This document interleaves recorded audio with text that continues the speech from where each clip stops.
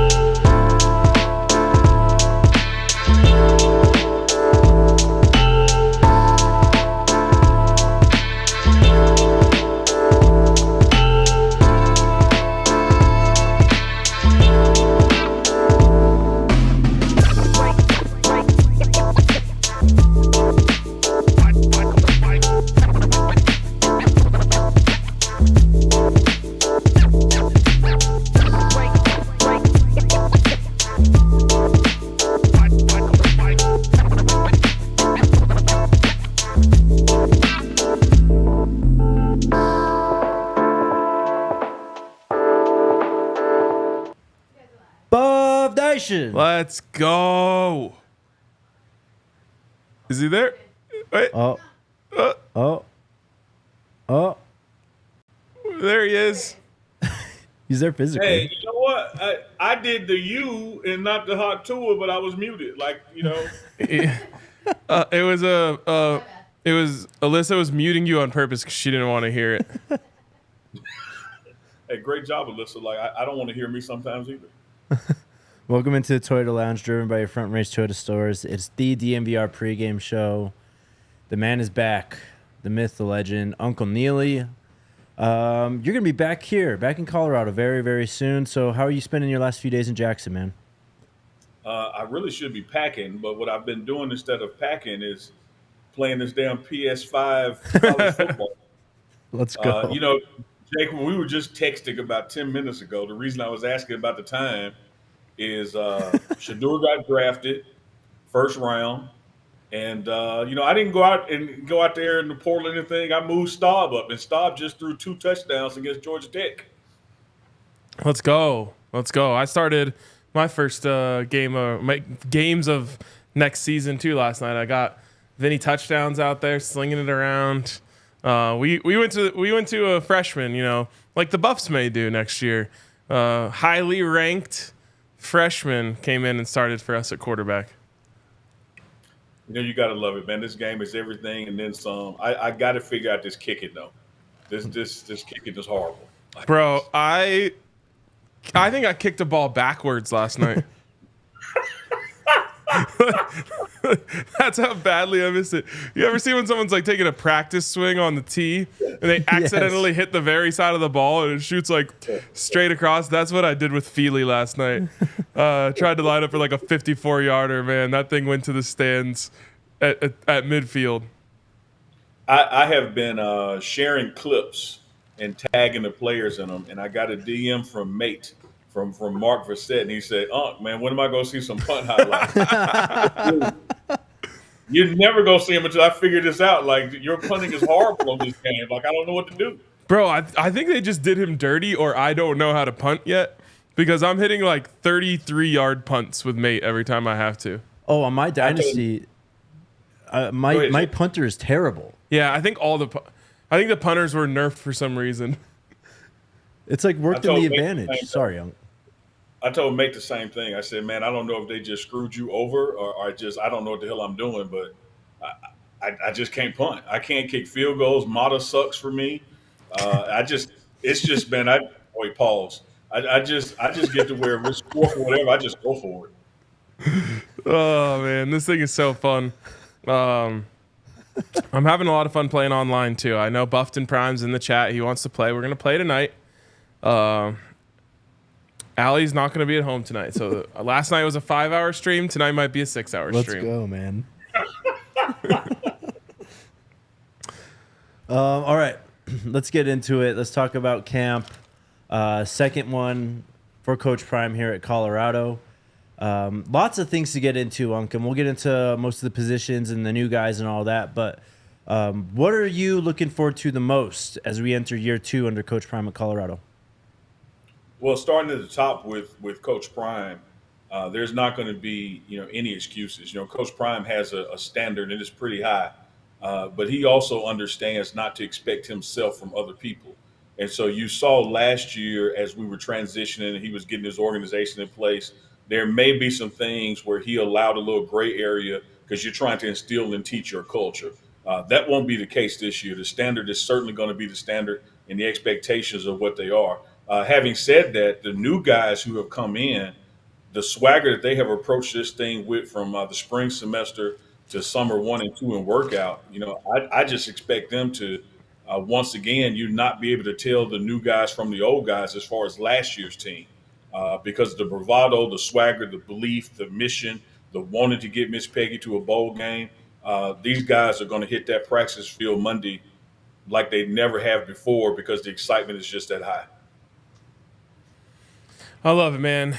I'm kind of curious just about like the structure of things and how it works. The way that kind of Coach Prime conducts a fall camp.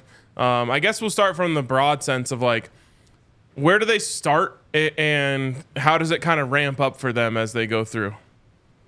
Well, this first week when you get back, there's still some degree of strength and conditioning built into it because you just came off a little small break, and so you're going to have that still being a priority. But by the time you get to day 3 or 4, it's going into install mode, and after that you got pads on. Everything is North Dakota State based, North Dakota State based, excuse me.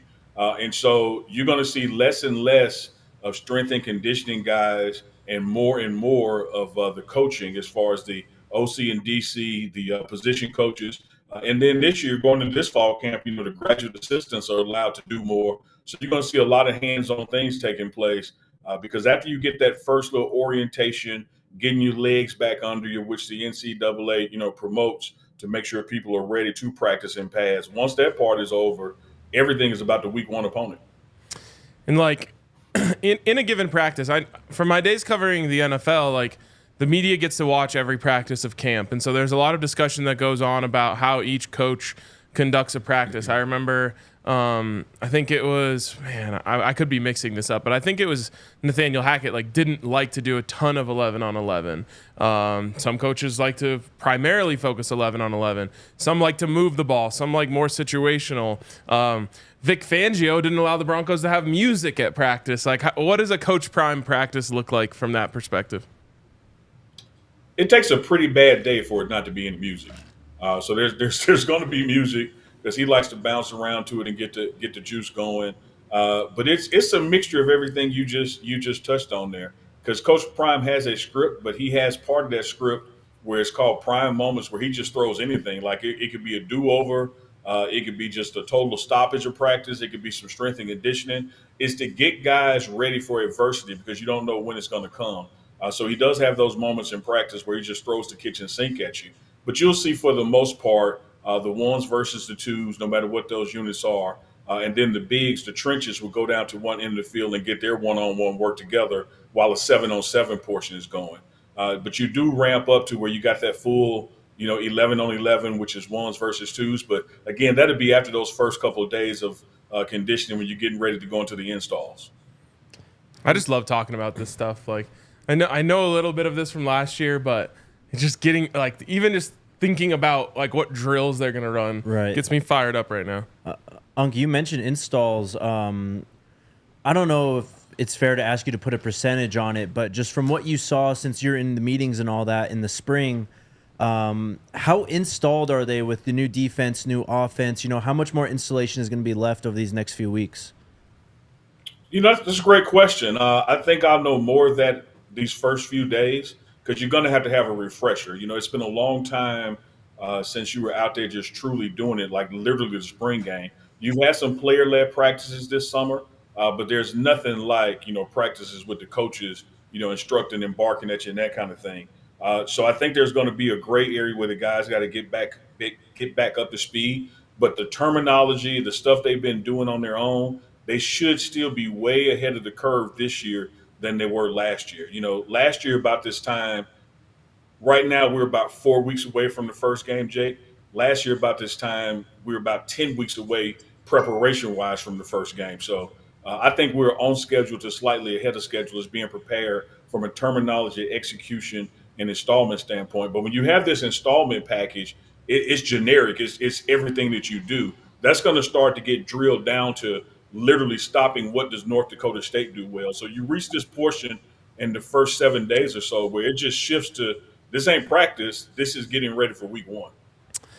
It's really interesting because last year, obviously, they opened against TCU, and that's a game where they're 24-point favorites or dogs, and we knew that at this point, of the season. Correct me if I'm wrong, but I'm pretty sure also going back to Jackson State days, like their season opener was usually a very big game, wasn't it? Yeah, absolutely. It was not only a conference game, it was a division game. You opened up in the SWAC East against FAMU, and frankly, those past 2 years when Coach Prime was at Jackson State, the winner of that game went on to win the conference, and the loser of it was out of it because math-wise you couldn't catch up. You would need the winner of the game to lose two more, and you had to win out. Thankfully we're not opening up against a conference opponent week one, but it is a game that you have to set the standard for because much like it was against TCU where you were the heavy underdog, now you're a favorite, and you really got to go out there and just show and prove because one thing's going to happen with that game, fellas. We win big, they're going to say, oh, you're supposed to. If it's a nail biter, they're going to say, look, you're not everything you thought you were because look how close you played that team. I think from a preparation standpoint, from a coaching standpoint, there's going to be more intensity for this week one than there was for TCU just because of all the stakes that it means that we have to set the tone right and go out and play big because no one is watching that night but us. We're the only thing on that time. And we got to start the season off right, and going in there with a big win and putting up some points shows this offense and this defense to be ready. It's also a mindset thing, right? Like I remember watching the season 1 or season 2, I guess, of the Coach Prime doc at Jackson, and like he preached so much about dominate, and obviously that's still a big part of his lexicon last year. But the team, as we saw, wasn't cut out to dominate in the way that that Coach Prime would like. This is a great chance in that game. I'm not saying you overlook, but to take that, dominate mindset into it. You are the favorites. It's different from last year where it's us, kind of us against the world. No one believes in us. Like that might still be true of the team at large, but in that game, everyone has expectations for you, and that wasn't the same as last year.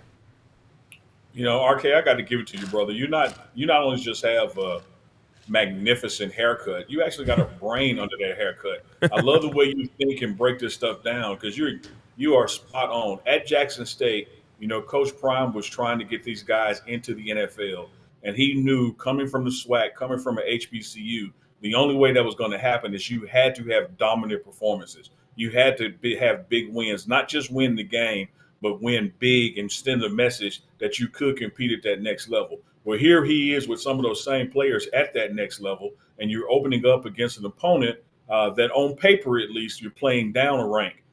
But he's not going to just settle for that. Like, you have to go out there, and this has to be one of the biggest games of the season because it's supposed to be. And because it's supposed to be, that means not only you're supposed to do it, you got to exceed the expectations of it.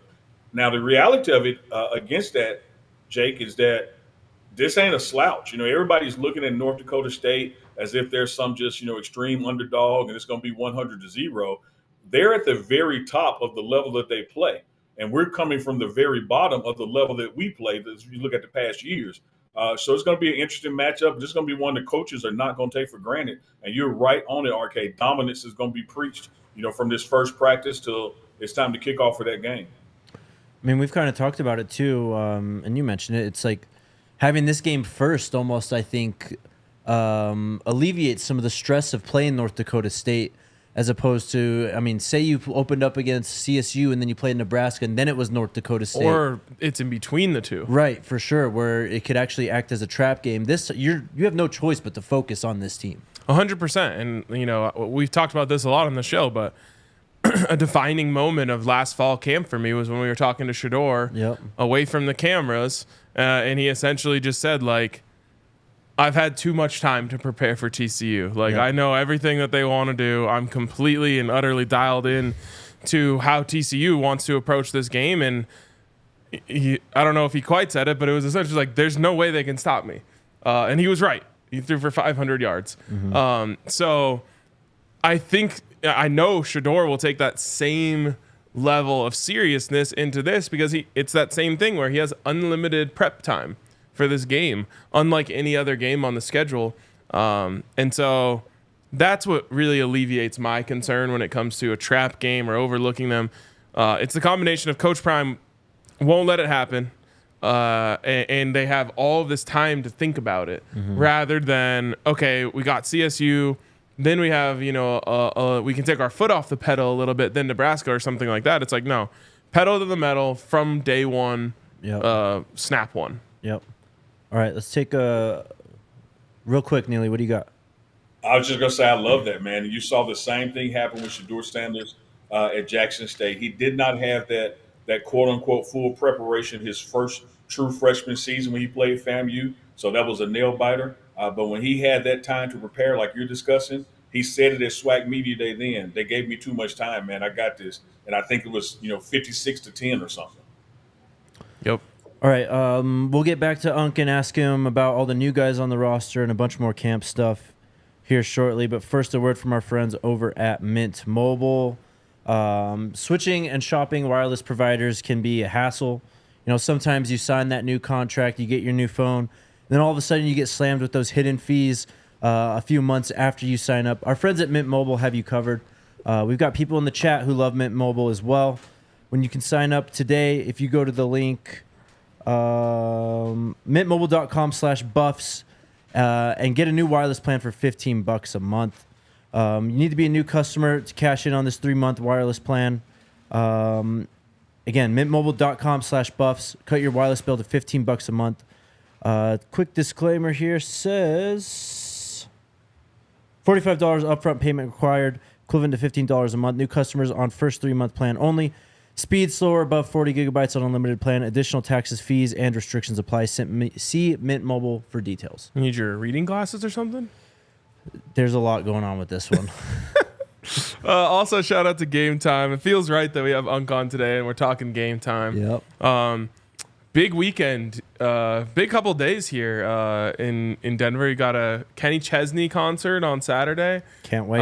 Olivia Rodrigo's coming to town on Tuesday. I'm so hyped. So, a lot of big shows, a lot of big concerts going on out there. And you got to use Game Time if you want the cheapest tickets, especially if you want to wait till the last minute. I told the story of last time I was at one of these concerts. There's a girl trying to get a ticket, like sitting on a bench next to me. I'm like, have you downloaded Game Time?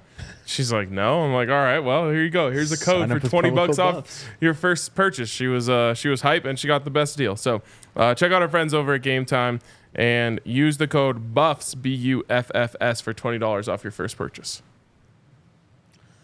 All right. We got a few new players, as you said. They've already kind of assimilated into the team, and it seems pretty seamless compared to what we saw last offseason. Let's start on the offensive line, because we focused a lot on – they're going to be the focus, really, of camp of this entire season. What have you seen for them, becoming a full unit, not just 5 individual guys on the offensive line, but one offensive line, and especially the new guys, Khalil and Justin? I love what I've seen. This offensive line room, from the position coach down to the last player in there, is exponentially better this time than we were last year. The way they communicate, the way they navigate, the way they work together, particularly the way they hold each other accountable. Last year this time you had one player in Tyler Brown and Rock, trying to hold everybody accountable and make sure we had a standard, and he wasn't even going to be able to play. So it just got to a point where, hey, it's easy for you to say that you're standing over to the side. This year, the leadership in that room, man, you can just kind of draw straws. And at any given moment, you got Khalil Benson, or you got Justin Mayer, or you got Tyler Brown challenging somebody. And the way the other guys respond to the challenge versus folding and sulking off or arguing has just been a beautiful thing to see. But more than anything, what I like this year, Jake, from this offensive line is that the ability to interchange pieces and rotate, whether that is for fatigue or Nick or Bruce, not having a good game, matchups, whatever you want to count it as, This offensive line is built for a 17-game season. Our last year offensive line was built for just one game at a time, and we'll see what we had. We got the depth, we got the talent that these guys are all going to see their moments and have their opportunity. You will have a core group that's known as the ones, but you're going to end up with twos and even threes across the season getting just as much playing time before the season is over. Well, with that, what can you tell us about Tyler Johnson? Because he was one of the first guys to commit to Colorado out of the portal in the winter. He was very highly touted coming out of Houston, but we didn't really hear his name too much during the spring. What can you share with us?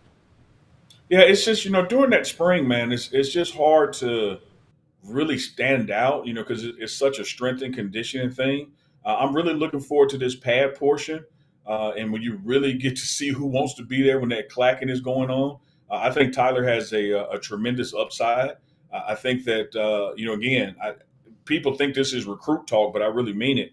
Coach Prime doesn't bring in a guy that he doesn't need and want right now. So he's not bringing in people just to put them on the shelf for a just in case kind of thing. If you're on the team, he needs and wants you to participate on the team. So this line is going to have some plug and play components to it, some mixing and matching, and Tyler would be one of those guys. Okay, so as of right now, correct me if I'm wrong on this, but it feels like the offensive line is Jordan Seaton, Tyler Brown, Hank Zelinskis, Justin Mayers, Khalil Benson. Is that right? I would agree with that. Which of those 5 positions do you believe is in the most competition? Meaning, which of those guys, who do you think could be in a competition for their job the most? Wow, man, deep question, because I want to change the narrative a little bit on it. I don't want to say their job. I'm going to say just some playing time. I believe in Jordan Seaton. I believe in everything that he is. And in fact, I've told you guys personally and on the air, if anything, he is understated. People are not giving him the credit for what he really is capable of and brings to the table. Having said that, he is still a freshman.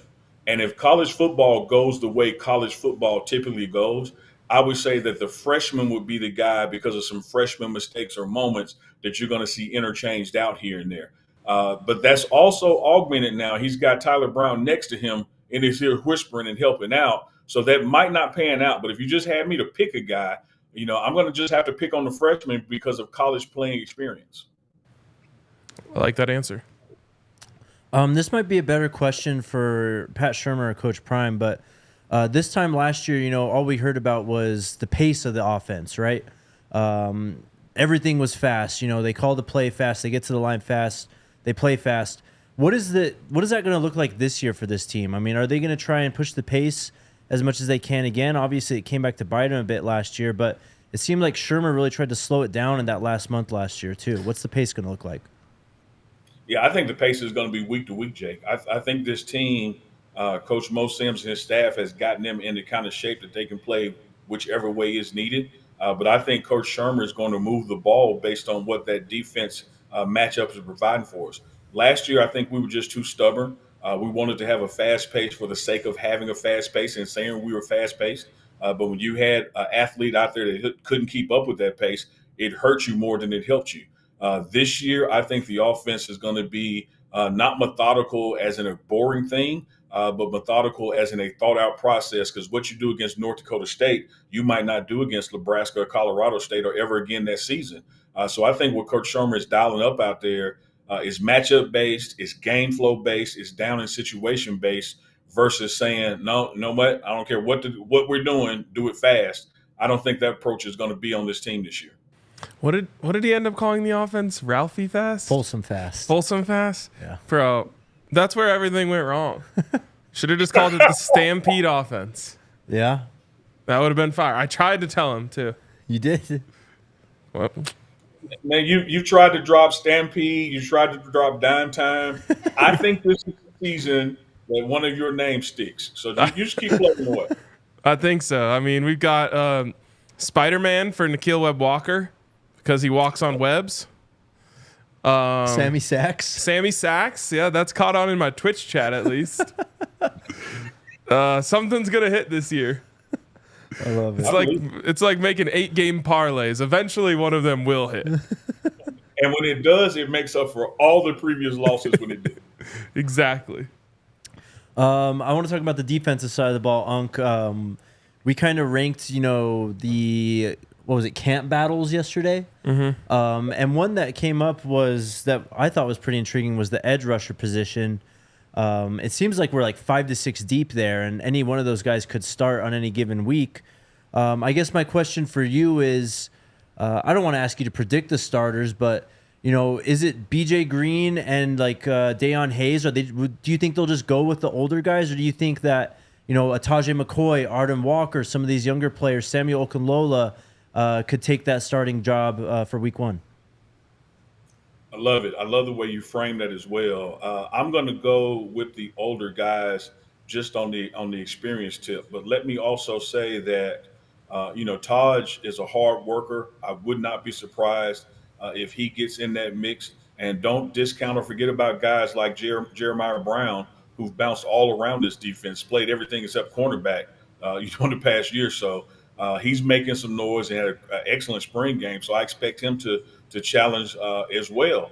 But I think if I'm going with BJ Green, it's his speed off the ball, his experience, his leadership, his demeanor. It's going to be hard to bump that guy out. But I think this is going to be much like the running back room in the offensive line. You're going to see different mixes out there and seeing some guys running on the field and getting another guy off just because of the prevailing matchup or substitution works in our favor. But I like your first 2 names just off experience and what they bring to the table alone. I think those are the front runners right now. Matt H. had a really interesting tweet yesterday talking about the sophomore class. And this is sophomores and or redshirt sophomores. But I just want to list these guys off and then ask you, out of all these guys, who do you think is most primed to break out? Carter Stoutmire, Savion Riley, DJ McKinney, Samuel Okunlola, Quincy Wiggins, Hank Salinskis, Omarion Miller, Dallin Hayden, Isaiah Augustave, Walter Taylor, Destin Wade. Out of those guys, who are you most excited about?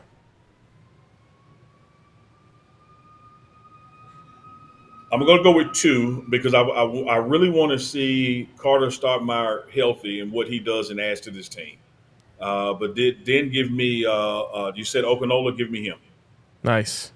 I mean, this is just such an interesting exercise to look at this team class by class because it's been built so differently from everything else. And you just don't think about the fact that like these guys are sophomores. It's essentially like this is their second year and they were freshmen last year. Like, I mean, you name the names that I listed off there are a lot of guys who are going to be big time contributors. Stoutmire, McKinney, Okunlola, Wiggins, Zelinskis, Omarion Miller, Dallin Hayden. That's a big part of this team's core. Mm-hmm. Just when I read that tweet, I was like, man, that's exciting that you have that much young talent. I agree with that, and that's the part I focus on is we got a good problem. We're opening up the toolkit, and there's 20 wrenches to choose from. Versus last year, there was a rubber mallet and maybe a file, and it was a fingernail file. So you got the kind of depth now, that you need, and you can just choose based on matchups. I love it. I love it, man. I just love where we are defensively, particularly mixed in with Coach Livingston's best 11 concept, putting the guys out there that are best 11 for this moment or for this game, with the understanding that 3 weeks from now the defense could look totally different. I'm just personally excited to see, what Carter can add depth-wise and impact-wise, because I think the arrow is absolutely pointing up on him until the injury. And if he's back and fully recovered from that, I think he's going to make some noise. I couldn't agree more about Carter, honestly. Yeah.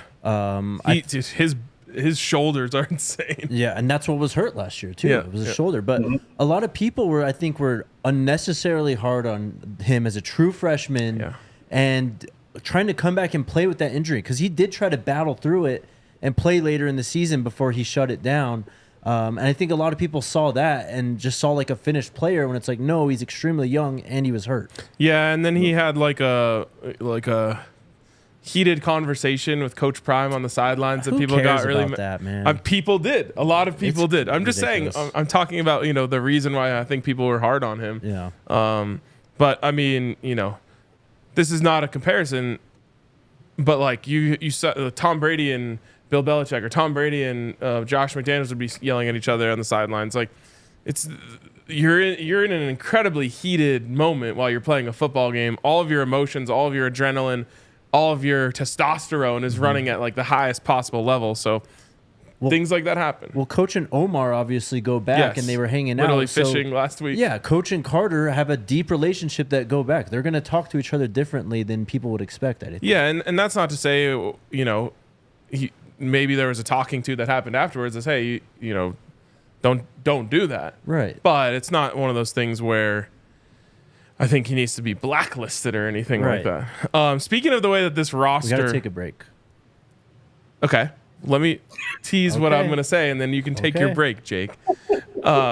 Speaking of the way this roster was built, there have been two very interesting comments that have surfaced today from around the country that I want to talk about after this break. Shout out to our friends over at True Fan Travel. They were the ones that helped us out and put everything together for TCU. It was an amazing trip. We got to hang out with a bunch of y'all at the hotel. Of course, at the tailgate before, and just a great weekend all around. We are doing it again this year, though, heading over to Lincoln, Nebraska for the Week 2 battle against the dreaded Cornhuskers. The Broncos are going to Tampa. Are you going to Tampa, too? No. Damn. Well, you can head on over to Tampa. We'll have a game that week. We do have a game that week. Yeah. You can head over to Tampa with the Broncos crew or with us to Lincoln. Head on over to truefantravel.com/trips to book your spot today. Be on the lookout for more road trips brought to you by True Fan Travel. Sign-ups for these road trips are live while spots last. Also, shout out to Bet365. Dang, I just realized I forgot to get my bets in on this golf tournament this weekend. Bummer. Anyways, you should bet on things over at Bet365. Speaking of betting, Team Colorado, TBT, another huge win. 3 straight upset wins for them. And back-to-back Kansas, right? Back-to-back Kansas. Kansas State, Wichita, Kansas. They swept the entire state. We own the state of Kansas now, but then we decided to give it back because it's kind of worthless. Anyways, you could have bet on them and got them as an underdog in all 3 of those games. So shout out to Bet365, the best, and use the bet and get offer where you just deposit $10 and bet 5 of it and get $150 in bonus bets. Of course, you must be 21 or older and physically located in Colorado. Please gamble responsibly. If you or someone you know has a gambling problem and wants help, call or text 1-800-GAMBLER. Also, just a joke about Kansas. I'm just kidding. One time I made a joke about Kansas and I got a really angry DM. Aw. They'll be okay. What were you going to ask, Unc? I actually like Kansas. I wasn't going to ask anything. I've been laughing about Kansas and the way you guys roll to that commercial break. It's just been Hey, man, I've been told we got to get to the breaks, so I don't know what you want from me. It's nothing. Jake, once again, as always, it's your delivery. It's not what you say, it's how you say it. When I go upstairs and I get yelled at for having a minute, going a minute over on the ad break, then I was just trying to set up. I was just teasing. all right. So all you had to do is let me finish the tease, and then you could have been like, and we'll talk about that after the break. Okay. What was your tease? Okay, so this one is, there's 2. This one is the best, though, and it is absolutely hilarious. Washington's Jedd Fisch said Huskies will have 46 new scholarship players and an entire new coaching staff and 21 of 22 new starters. Quote, that has never been done before. It's a true reboot. So is college football.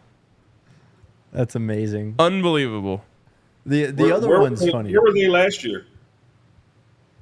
They were the ones that were upset at Coach Prime in Colorado for kicking kids out. Yeah, that's what I thought. Like when they said this has never happened before, I think it just happened like a year ago. Unbelievable. It's never happened before, he says. And then you have, is it Kurt Signetti? Yeah, then you have Kurt Signetti, which I don't have a problem with him. No. It's just the way that people are talking about it. Like, wow, this is interesting. Yeah. Indiana coach Kurt Signetti. In this day and age in the portal, we can change things real fast. We've completely flipped the roster. Indiana brought in 30 new players through the portal this season. 6 IU players also withdrew from the portal. It's just funny watching people talk about this as like kind of normal and almost like impressive. Coach Prime literally said that last year, and people lost their damn minds. Yes, that's exactly what I'm talking about. It's just ridiculous, but it is what it is. I just love Jedd Fisch, who was literally in the conference last year being like, yep, no one's ever done this before. I actually invented the transfer portal, and it's a whole new experiment. Well, I guess we'll see how it goes. Your thoughts, Unc? I have nothing to offer but laughs. That is insane. That guy is so slimy. He's he's a weirdo, huh? Just gives off the slimiest vibes maybe of any coach in college football. How long do you think he stays? Do you think he makes it like 3 years? I don't think he's going to have the quarterback fortune that he had at Arizona, and I think he makes it 2 years at Washington. It's going to be rough this year. Yep. All right, are we going to do this top 5? Sure. Do you have thoughts on this? Did you come prepped? The Signetti one I just thought was funny just because we literally heard it. No. I meant for the top 5. Oh, yeah. Okay. Of course. What do you mean? This is what I've made my whole offseason about. All right, great. All right. All right, Unc, we're going to rake do a top 5 of the top 5 dumbest things that got people mad about Coach Prime and the Buffs this offseason. We'll trip down memory lane. Yeah. From all the ridiculous things that we've dealt with this offseason. Starting at 1, 5. Let's just start laying them out and then we'll rank them. The one that sticks out to most to me is the trip to France.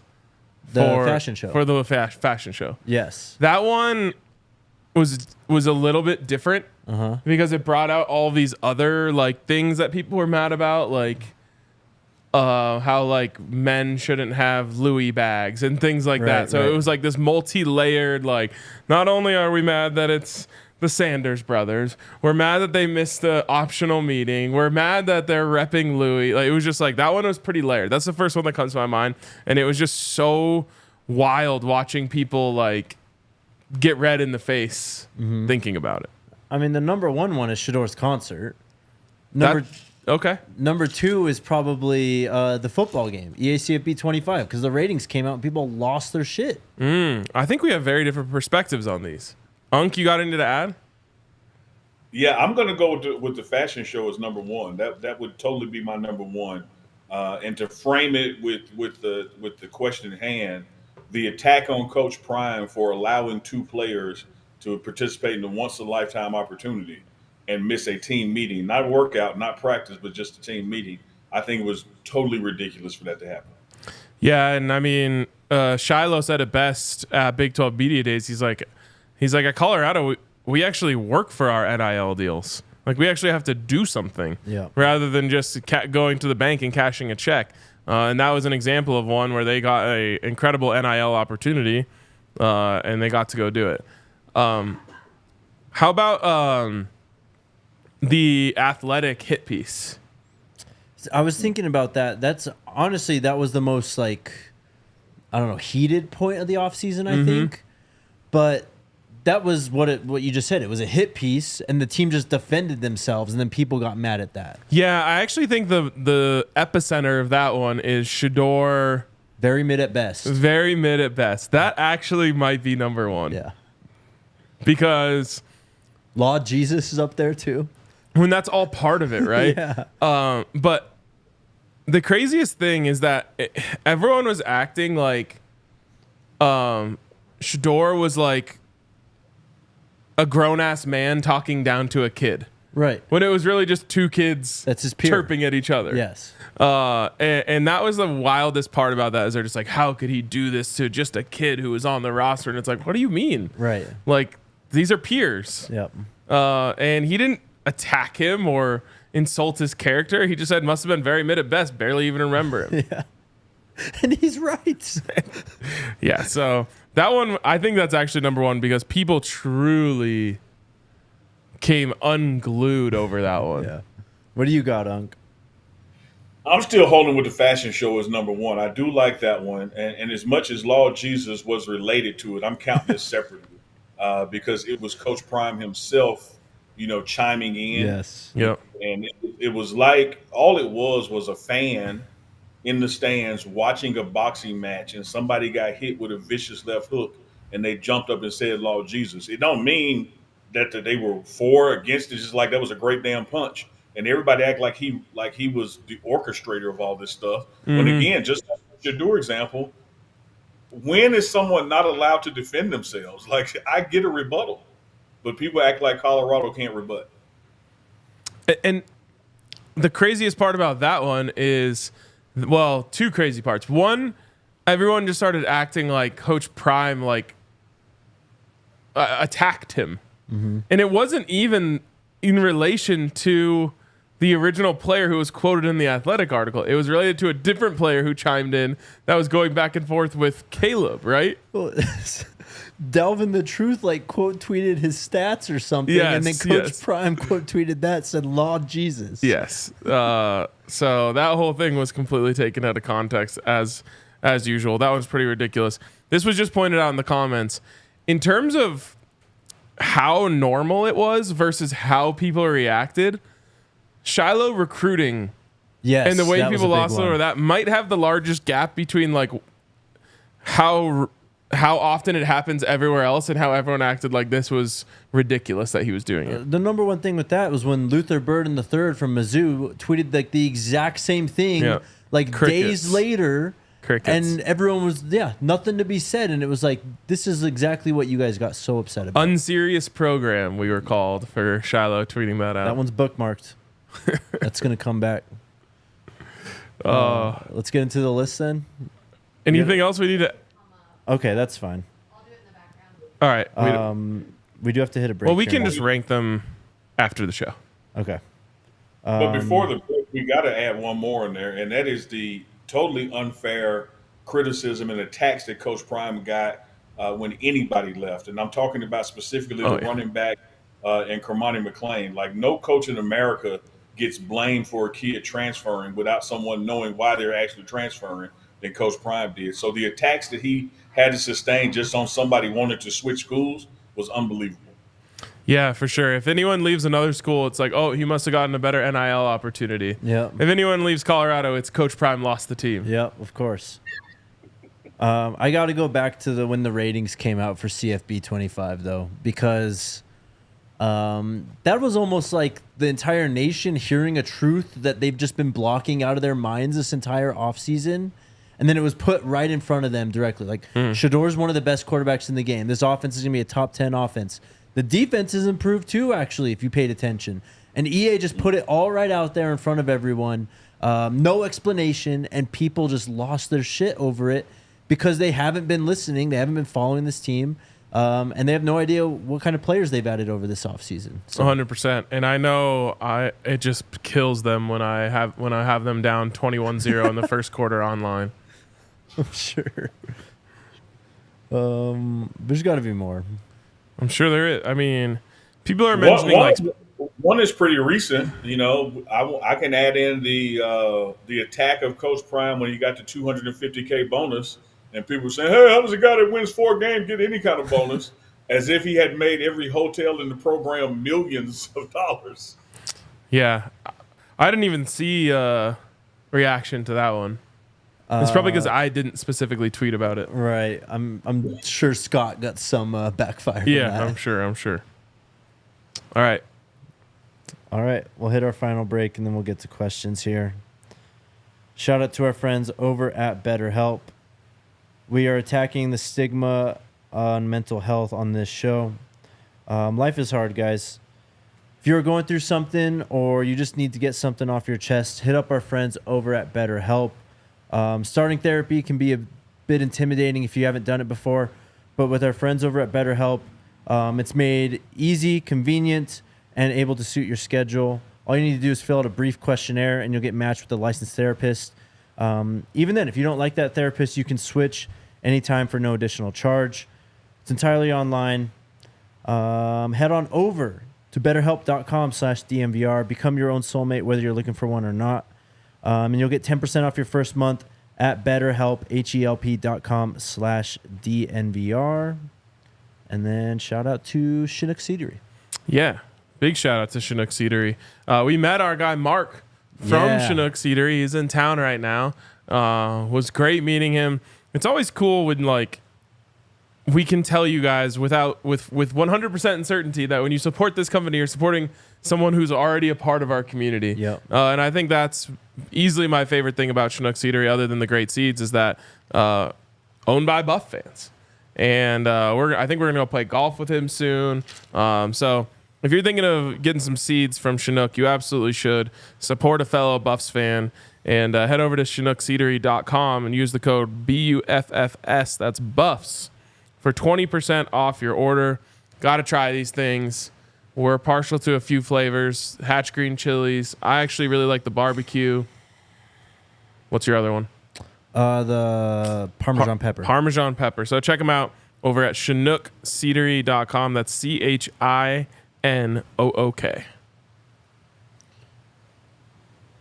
All right. Let's get to some questions then. What do we got, chat? Think Pen Kings. That one? Yeah. Okay. He says, is it just me, or does this team feel a lot more connected within each other? And I've said it before, JSU vibes after the spring season. Unc, what do you think about that?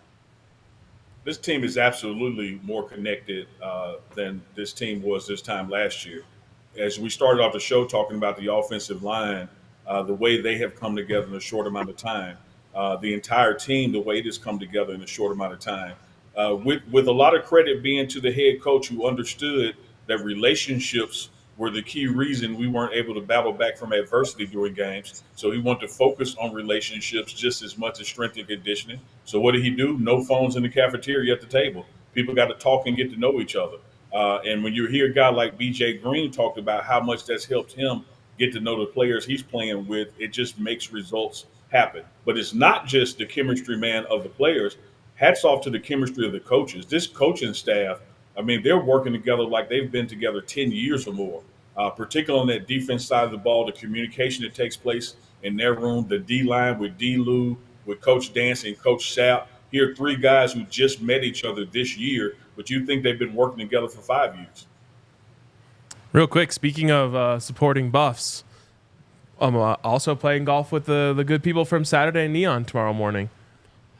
Early enough that I'll be back for the show. Hell yeah, our friends where Spirit came from. Yes, girl. exactly. If you love Spirit. She's missing today, though. But the one down in the bar, the giant one down in the bar, is glowing at full glow.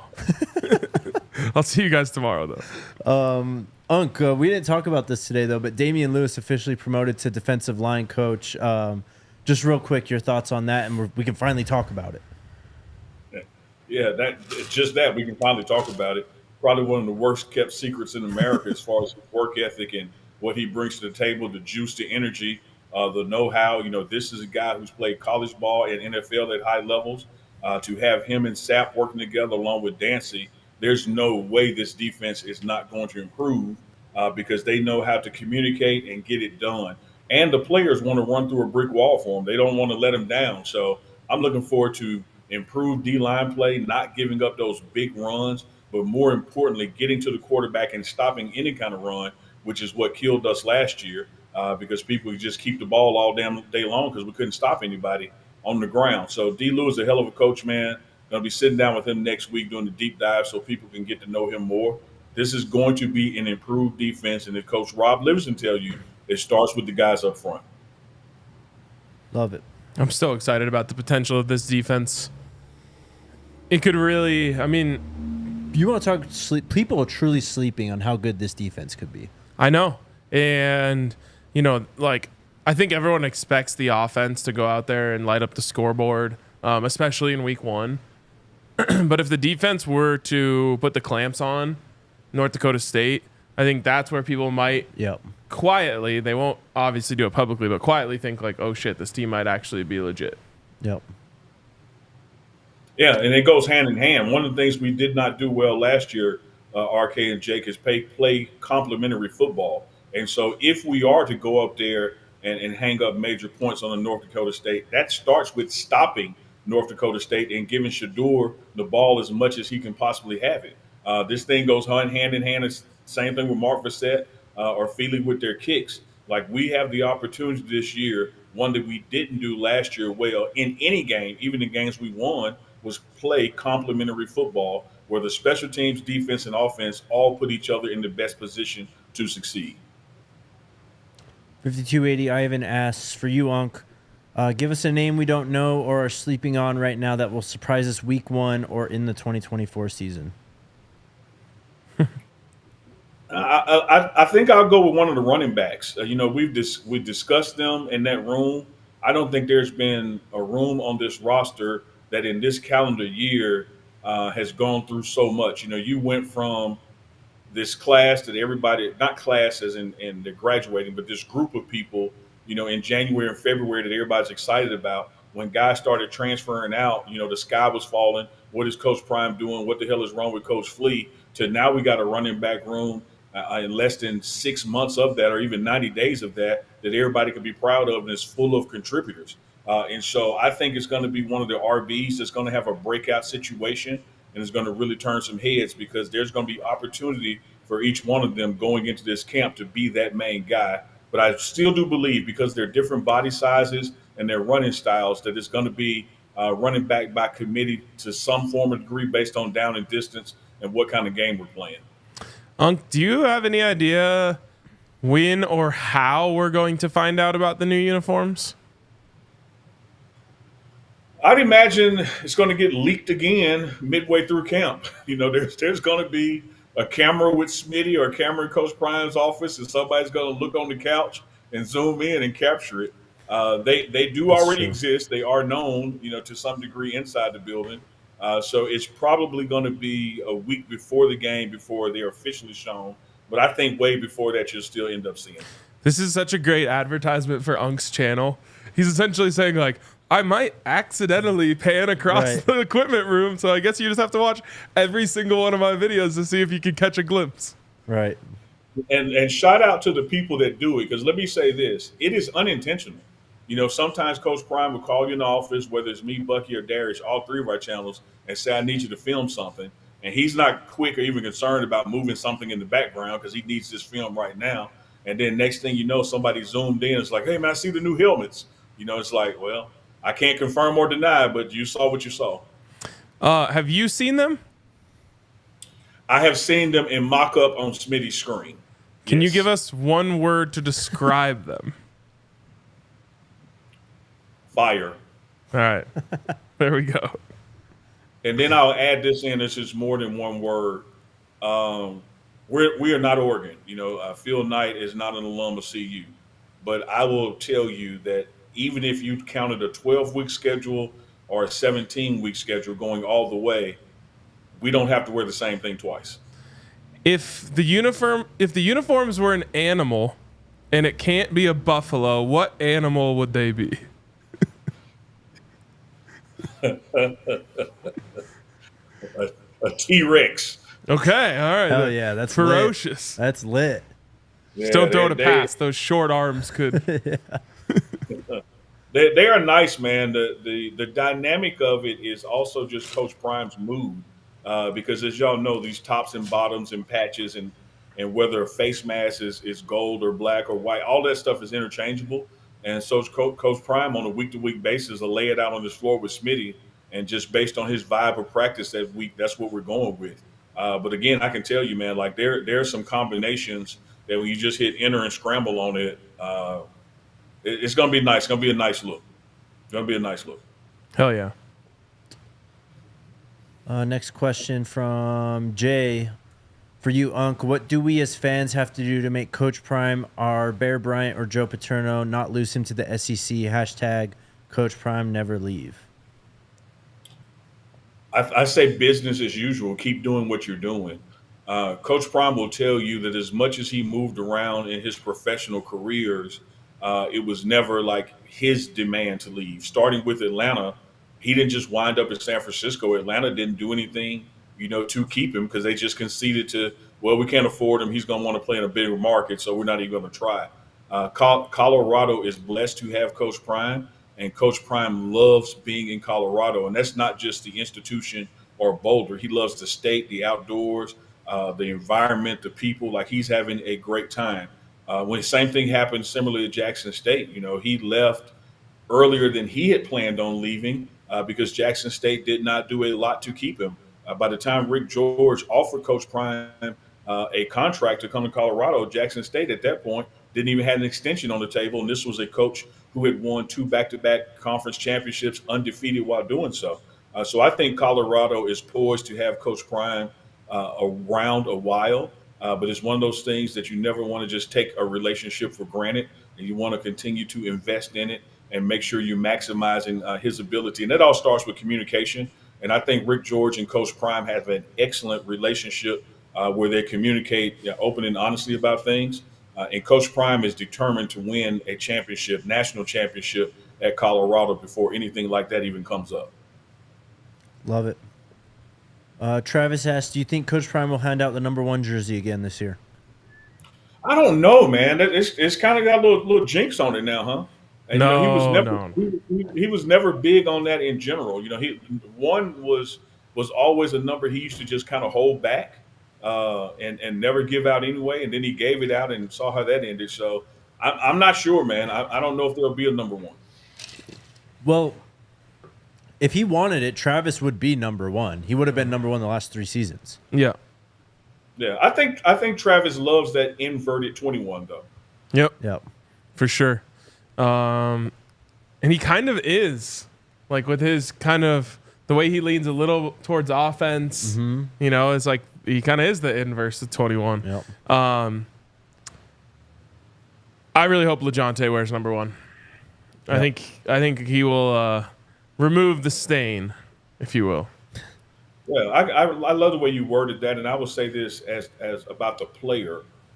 He is the caliber of player who could go to Coach Prime and request it, and it would be entertained. There's some people that you can't go to Coach Prime and entertain something like that. There've just been, in the past where Coach Prime has said, hey, I don't do anything with these numbers. That's not the way I manage. And so you got to be that guy to be that guy. And I think Wester is that guy. Amen. Demetrius asks, Jake or RK, how are the refs in the Big 12? Teams pace or clock watchers / mediocre pace? Speed offense needs a quick ball placement. The Big 12 is going to be used to the up-tempo type of stuff. I mean, Baylor, Texas Tech, a lot of teams like that. Before they left Oklahoma, Texas, they kept the pace up. So I don't think they have the negative connotation that the Pac-12 refs had. So I'm hesitant to say that it's going to be an improvement, but they're used to what the Big 12 brings in terms of style of play. Yep. Demetrius, let me tell you this, brother.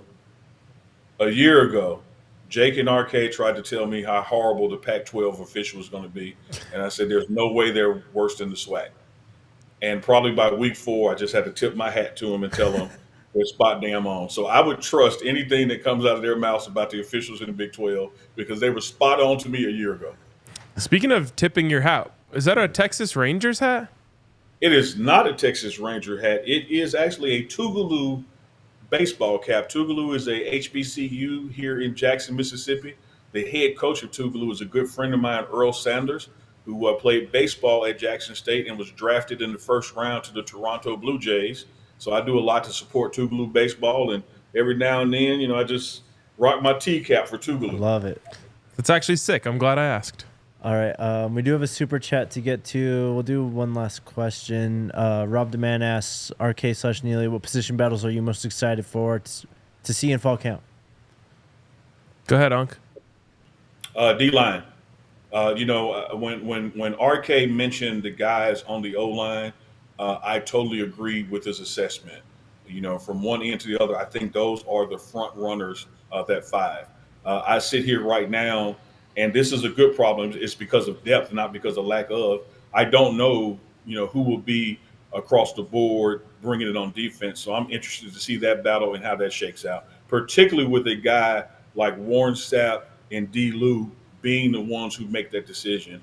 How do they see this play out?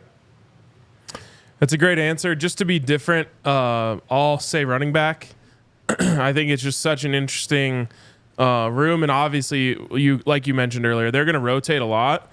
but I want to see if someone can emerge. It was something we were kind of hoping for and looking for last year during camp, and obviously we really wanted it to be Alto, and then Alto was never quite healthy during camp, and obviously never quite healthy during the season. So we just kind of sat there waiting, watching, wishing. Whereas this year, I'm kind of hoping that halfway through camp, we're saying Dallin Hayden looks like that guy, right? And it's going to be hard for those other guys to take touches away from him, or it could be anyone, Micah, But I just want to hear like this is the solidified number one, and the other guys are battling for touches behind him. All right, we got to get out of here on this. East Coast Kev again with the super chat. Thank you, man. The CFP championship game will be played in the Mercedes-Benz Stadium in Atlanta. Can you guys imagine Prime back to the stadium where it all started for him? Didn't play in the stadium, but the same city, yes. That'd be lit. Yeah, I've seen it happen in college football 25. It's a beautiful thing, except for Coach Prime wasn't there. It was Coach RK. Man. But, yeah, it's I thought about that when I saw that was in Atlanta. Tell us. We all know that Coach Prime has a lot of love for Atlanta. That's where it all started. And so, interesting fun fact. Georgia Tech was in that running before Coach Prime decided on Colorado. So there you go. That lets you know how much he values being in Boulder, Colorado, when he chose that over Atlanta, Georgia. Let me. Once we're off air, I want to tell you a funny story, Unc. So don't hang up. Is that all we got? Yeah, Unc. What do you got coming on the pregame show? When are you going to be back? I get back Saturday morning. I saw a couple of things in the chat. We got a team meeting on Sunday morning, so that's the 28th. And then the first day of practice is Monday the 29th, and you got 25 practices that you can get in before the first game. And so, of course, the three of us will be, joined at the hip pretty much all of August and then all season long. I'm just looking forward to getting there Saturday, man. I got a pretty early flight, so I'm not going to mess around and miss nothing. But it is football time in America. Let's go. Cannot wait. Can't wait to welcome you home. Yes, sir. All right, man. We'll see you very soon, and talk to you here in a second. Let's go Buffs. Let's go Buffs. Go Buffs!